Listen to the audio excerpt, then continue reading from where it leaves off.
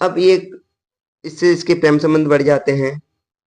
तो दिल्ली के जो उच्च वर्ग के लोग थे, जो अमीर लोग थे, उन्होंने इसकी कड़ी आलोचना की और कड़ी आलोचना के साथ साथ रजिया के ऊपर कोई फर्क नहीं पड़ा, कोई प्रभाव नहीं पड़ा, वह प्यार करती रही।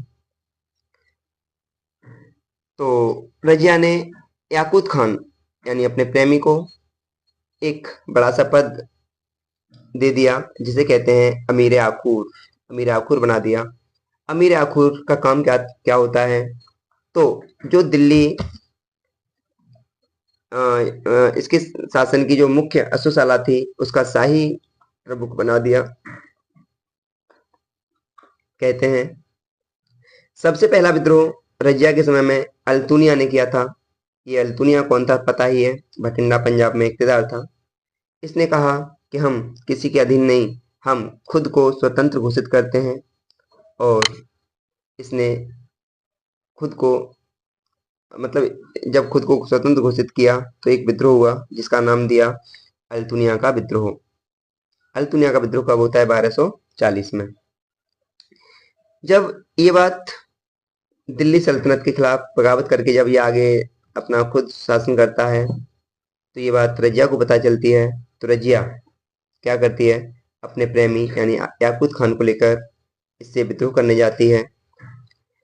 कहते हैं कि जब ये वहां पहुंच गए तो अल्तुनिया ने याकूत की हत्या कर दी और रजिया सुल्तान को कैद कर लिया।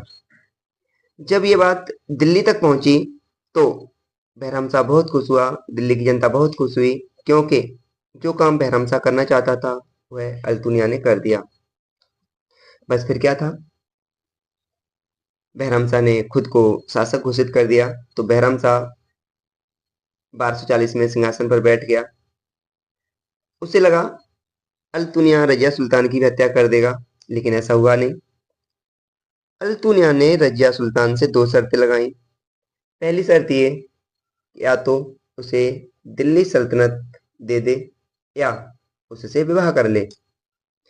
रजिया सुल्तान नहीं चाहती थी कि कोई उसकी जगह गद्दी पर बैठे, तो उसने उससे विवाह की शर्त स्वीकार कर ली और अल्तुनिया से विवाह रचा लिया।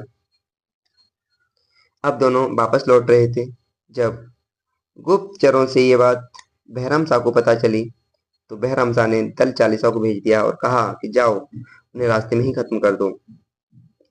दोनों वापस लौट रहे थे बठिंडा से, तो रास्ते में एक जगह विश्राम लगाया।